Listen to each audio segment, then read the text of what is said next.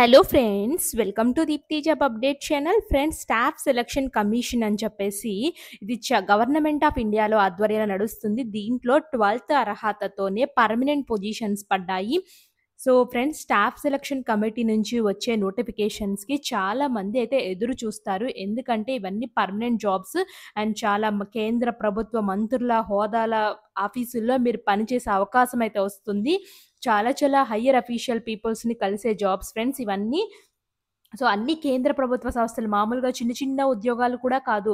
Even 12th అర్హతతో పడిన, degree అర్హతతో పడిన ఏవైనా సరే మీరు క్యాబినెట్ మంత్రులు, ఆఫీసుల్లో పనిచేస్తారు చూడండి. అట్లాగా మీకు పోస్టింగ్ అయితే ఇస్తది. మనకు ఆంధ్రప్రదేశ్, తెలంగాణలో కూడా పోస్టింగ్ అయితే ఇవ్వచ్చు ఫ్రెండ్స్. మనం చెప్పలేము. ఎక్కడైనా పోస్టింగ్ రావచ్చు. దీనికి సెంటర్స్ ఆంధ్రప్రదేశ్, తెలంగాణలో కూడా ఉన్నాయి. చాలా ఎక్కువ మందైతే రాసే ఎగ్జామ్స్ ఫ్రెండ్స్. ఇప్పుడు 12th అర్హతతో పడ్డాయి. సో, దీనికి సీహెచ్ఎల్ అని పిలుస్తారు ఫ్రెండ్స్. సీజీఎల్ ఎగ్జామ్ అయితే డిగ్రీ వాళ్ళకి పడుతుంది. సో, ఇప్పుడు వచ్చిన higher secondary level of examination 2025 నోటిఫికేషన్‌కి ఎలా అప్లై చేయాలి? క్లియర్‌గా అన్ని యొక్క డీటెయిల్స్ ఈ వీడియోలో కనుక చూసేద్దాము. ఇది చూడండి. సో, 2025 రోజున రిలీజ్ అయింది నోటిఫికేషను. సో, ఇక్కడ 10+2 లెవెల్ ఎగ్జామినేషన్ 2025 చాలా మంచి జాబ్స్ ఫ్రెండ్స్. మీరు ఎలిజిబిలిటీ ఉంటే ఎవ్వరు మిస్ అవ్వద్దు. ఈ కంబైన్డ్ ఎగ్జామ్స్‌కైతే వచ్చేసి. సో, ఇక్కడ చూడండి, date of submission of online application 18/7/2025 వరకైతే ఇచ్చారు. లాస్ట్ డేట్ అయితే 18/7. సో, మేకింగ్ ఆన్‌లైన్ పేమెంట్ అయితే 19/7 వరకైతే ఇచ్చారు. దీనికి 2 రకాల ఎగ్జామ్స్ ఉంటాయి. టైర్ 1, టైర్ 2 ఎగ్జామినేషన్ అయితే ఉంటుంది. సో, ఇది టైర్ 1 అయితే వచ్చేసి 8/9/2025 నుంచి 18/9/2025 మధ్యలో ఉంటుంది. టైర్ 2 అయితే వచ్చేసి ఫిబ్రవరి-మార్చ్ 2026 మధ్యలో ఉంటుంది. మీకు హెల్ప్ లైన్ నంబర్ కూడా ఇచ్చారు. మీకు కావాలంటే వీళ్ళని కాంటాక్ట్ అయితే చేయొచ్చు. పే స్కేల్ చూడండి, లోయర్ డివిజన్ క్లర్క్ అయితే ఉంది. జూనియర్ సెక్రటేరియట్ అసిస్టెంట్ కింద అయితే వస్తుంది. JSA, LDC pay level 2 salary pay చేస్తారు. డేటా ఎంట్రీ ఆపరేటర్ పొజిషన్, దీనికి లెవెల్ 5 సాలరీ అయితే పే చేస్తారు. Data entry operator grade A ఇంకొక పొజిషన్ అయితే ఉంది. సో, ఇవన్నీ కలిపి ఎన్ని పొజిషన్స్ ఉన్నాయనుకుంటున్నారా? 3131 వేకెన్సీస్ ఉన్నాయి ఫ్రెండ్స్. సో, ఏ ఏ కేటగిరీకి ఎన్ని వేకెన్సీస్ ఉన్నాయి అన్నీ క్లియర్‌గా అయితే చూద్దాము. 31 టెంటేటివ్ వేకెన్సీస్ అయితే రిలీజ్ చేస్తున్నారు. ఉన్న ఈ పొజిషన్స్‌కి 12th అర్హతతోనే మీకు మంచి జాబ్స్ ఫ్రెండ్స్.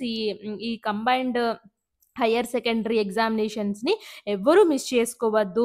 అండ్ ఇక్కడ అన్ని ఎగ్జామినేషన్ సెంటర్స్ అన్నీ మన స్టేట్స్‌లో కూడా ఉంటాయి. ఎనీ ఇండియన్ నేషనల్ సిటిజన్ అయితే అప్లై చేసుకోవచ్చు. కాబట్టి ఆంధ్రప్రదేశ్, తెలంగాణ స్టూడెంట్స్ ఇద్దరు కూడా అప్లై అయితే చేసుకోండి. క్లియర్‌గా ఇక్కడ మెన్షన్ చేశారు. ఏజ్ లిమిట్ అయితే వచ్చేసి the crucial date for age అనేసి 1/1/2026 in accordances with the provision అని చెప్పేసి. So, age limit if the post 18-27 years మధ్యలో ఉండాలి. Candidate is born not before. So, 2/1/1999కి ముందు గాని, సో, 1/1/2018 తర్వాత 2008 తర్వాత కానీ పుట్టుండకూడదు. అప్పుడు ఆ ప్రకారం ఏజ్ కాలిక్యులేట్ చేస్తే మీ ఏజ్ 18-27 ఇయర్స్ మధ్యలో వస్తుంది. ఏజ్ రిలాక్సేషన్స్ అయితే కేటగిరీ బట్టి వాళ్ళకైతే ఉన్నాయి.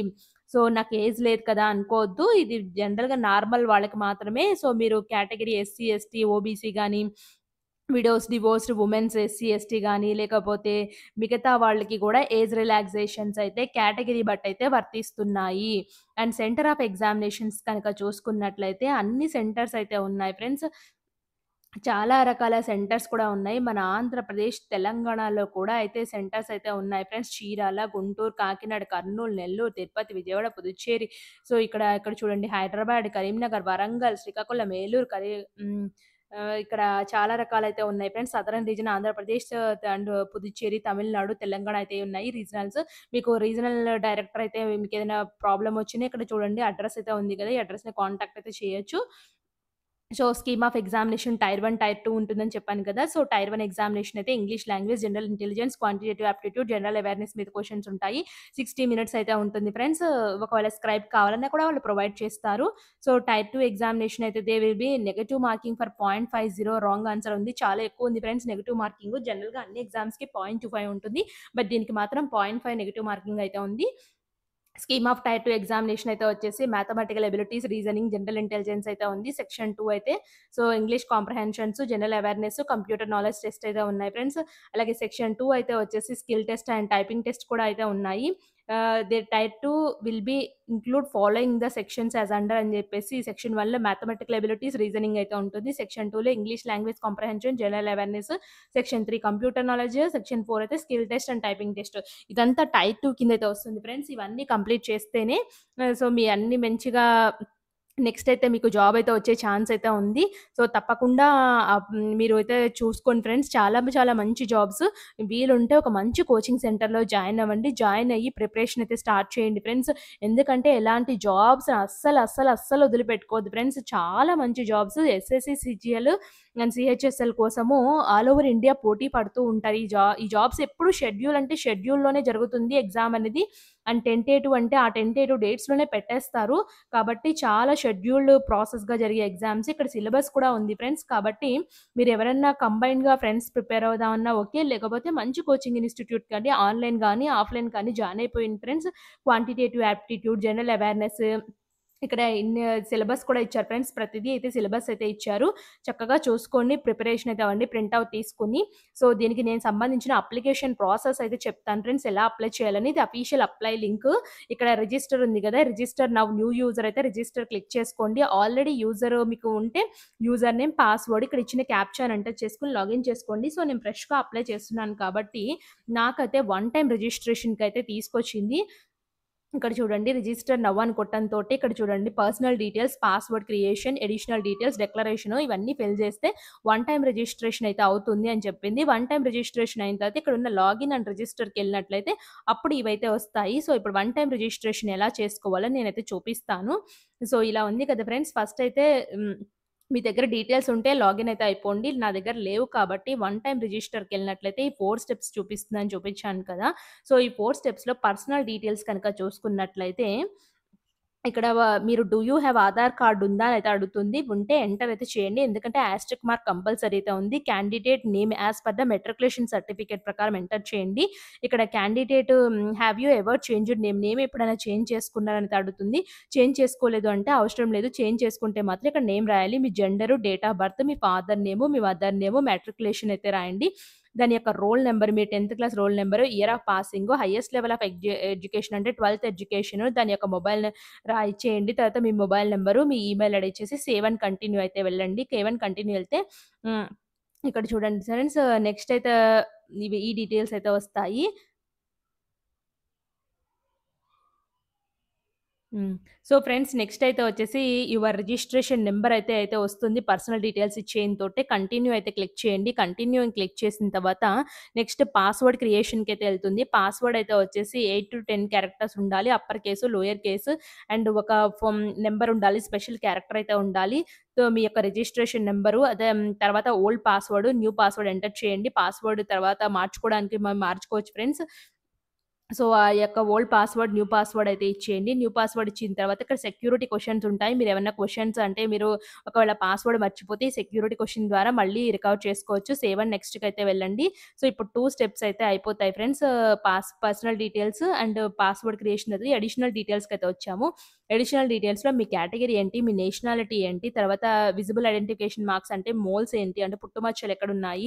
Are you a person with benchmark disabilities ఉన్నాయా? Permanent address and postal address ఏ డిస్ట్రిక్ట్, ఏ స్టేటు, ఏ పిన్ కోడ్ అన్నీ ఇచ్చేసి సేవ్ అండ్ నెక్స్ట్‌కైతే ఎళ్ళండి.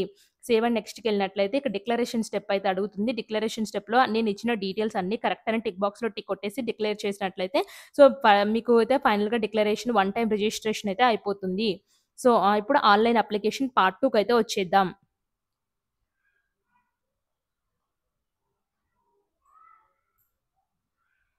సో, పార్ట్ 2 ఎగ్జామినేషన్ వచ్చినట్లయితే combined higher secondary 10+2 level examination అని చెప్పేసి ఇలా అయితే కనిపిస్తుంది. సో, ఫిల్ ద ఫార్మ్ అనైతే క్లిక్ చేయండి. క్లిక్ చేసినట్లయితే ఇలా ఈ విధంగా కనిపిస్తుంది. ఇక్కడ క్యాండిడేట్ ఇన్ఫర్మేషన్ ఇలా స్టెప్స్ అయితే ఉన్నాయి friends. Personal details, education details, additional informations, తర్వాత అప్‌లోడ్ డాక్యుమెంట్స్, ప్రివ్యూ, సబ్మిట్ ఇలా అయితే ఉంటాయి. పర్సనల్ డీటెయిల్స్‌లో క్యాండిడేట్ నేమ్ ఎస్ఎస్‌సి ప్రకారం రాయండి. ఎప్పుడైనా చేంజ్ చేశారా? మీ father name, mother name, date of birth, age, gender, category అలాగే వెదర్ పర్సన్ దించువాక్ డిజబిలిటీస్ ఉన్నాయా? సో, మీరు ఫిల్ చేశారు కదా! పర్సనల్ డీటెయిల్స్ అవే కనిపిస్తాయి ఇక్కడ. మీ మెట్రిక్యులేషన్ ఎక్కడ చదివారు, పర్మనెంట్ అడ్రెస్ ఏంటి, పోస్టల్ అడ్రెస్ ఏంటి అని ఇవన్నీ ఇచ్చేసారు కదా! సో, నెక్స్ట్‌కెళ్ళినట్లయితే ఎడ్యుకేషన్ తీసుకెళ్తుంది. ఎడ్యుకేషన్‌లో మీరు హైర్ సెకండరీ ఎడ్యుకేషన్ క్వాలిఫికేషన్ ఏంటి, సో, దాని తర్వాత ఎక్కడ చేరారు, డీటెయిల్స్ ఆఫ్ ఎడ్యుకేషన్ క్వాలిఫికేషన్స్ ఇవ్వండి. ఏ స్టేట్‌లో చదివారు, ఏ ఇయర్‌లో పాస్ అయ్యారు, ఏ బోర్డ్‌లో చదివారు, రోల్ నంబర్ ఏంటి? సో, ఆ బోర్డ్ యొక్క యూనివర్సిటీ, సో, ఏ యూనివర్సిటీలో చదివారు? ఏ స్టేట్‌లో చదివారు? ఎంత పర్సెంటేజ్, ఎంత సీజీపీఏ అయితే వచ్చింది? ఇవన్నీ ఇచ్చేసి సేవ్ అండ్ నెక్స్ట్‌కైతే వెళ్ళండి. సేవ్ అండ్ నెక్స్ట్‌కెళ్ళినట్లయితే అడిషనల్ ఇన్ఫర్మేషన్‌లో ఎక్స్ సర్వీస్ మ్యాన్ అయితే అడుగుతుంది. యెస్ అయితే యెస్, లేకపోతే నో అని పెట్టండి. డేట్ ఆఫ్ ఒకవేళ యెస్ పెడితే డీటెయిల్స్ అయితే ఇవ్వండి. Have you joined civil beneficial reservation ex service man కింద వస్తారా అయితే అడుగుతుంది. నో అని పెట్టాను. మీకు ఏజ్ రిలాక్సేషన్ క్లెయిమ్ చేస్తున్నారా? Do you want to make your personal information available accessing job opportunity terms ప్రకారము ఇది మీ పర్సనల్ ఇన్ఫర్మేషన్ అంతా అవైలబిలిటీగా ఉండాలని అయితే అడుగుతుంది. సో, యెస్ అయితే పెట్టండి. లేకపోతే మీకు ఇంట్రెస్ట్ లేకపోతే నో అని కూడా పెట్టేయొచ్చు. సేవ్ అండ్ నెక్స్ట్‌కైతే ఎళ్ళండి. సేవ్ అండ్ నెక్స్ట్‌కెళ్ళితే అడిషనల్ ఇన్ఫర్మేషన్ అయితే అడుగుతుంది. ప్రిఫరెన్స్ ఆఫ్ ఎగ్జామినేషన్ సెంటర్స్‌లో ప్రిఫరెన్స్ 1, 2, 3 ప్రిఫరెన్సెస్ అయితే ఇవ్వండి. ఏది ఫస్ట్ ప్రిఫరెన్స్ ఇస్తే అక్కడ ఎగ్జామ్ సెంటర్ పడేది ఛాన్స్ అయితే ఉంది. మీడియం ఆఫ్ కంప్యూటర్ ఎగ్జామినేషన్ మీరు హిందీలో రాస్తారా? ఇంగ్లీష్‌లో రాస్తారా? Verify medium of computer based examination మళ్ళీ అదే ఇవ్వండి.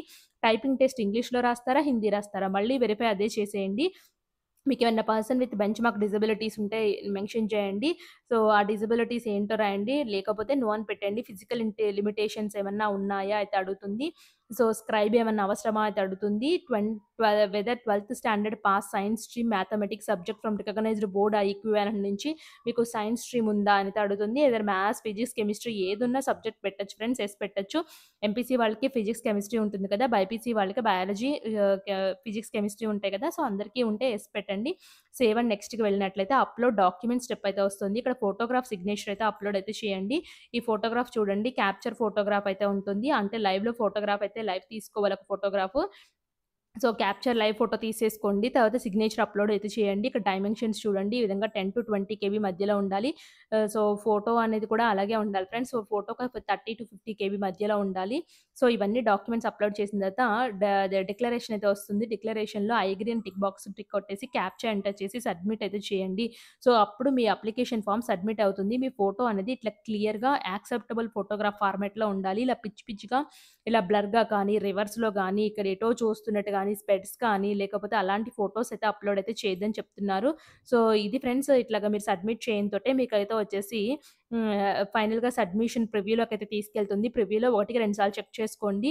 అన్నీ చెక్ చేసుకొని మంచిగా బానే ఉన్నాయి, అన్నీ ఏం ప్రాబ్లమ్ లేదు అనుకుంటేనే ఫర్దర్‌గా సబ్మిట్ అయితే చేయండి ఫ్రెండ్స్. సో, సబ్మిట్ చేసిన తర్వాత ఎవరైతే పేమెంట్ ఆఫ్ అప్లికేషన్ ఫీ ఉన్నారో వాళ్ళు పేమెంట్ అయితే చేయమంటుంది. సో, ఎస్సీ, ఎస్టీ ఉమెన్ క్యాండిడేట్స్‌కైతే అప్లికేషన్ ఫీ అయితే లేదు. మిగతా వాళ్ళకైతే నామినల్‌గానే ఉంది ఫ్రెండ్స్ ఫీ అనేది. సో, మీరు credit card, debit card, net banking ఎలా అయినా ఫీ పేమెంట్ అయితే చేయొచ్చు. ఇంతే ఫ్రెండ్స్ అప్లికేషన్ ఫార్మ్ చాలా సింపుల్‌గా అయితే ఉంది. మీరు కూడా వెంటనే అప్లై అయితే చేసుకోండి. మీకేదైనా డౌట్ ఉంటే కింద కామెంట్ బాక్స్‌లో కామెంట్ చేయండి. తప్పకుండా రిప్లై అయితే ఇస్తాను. Thanks for watching.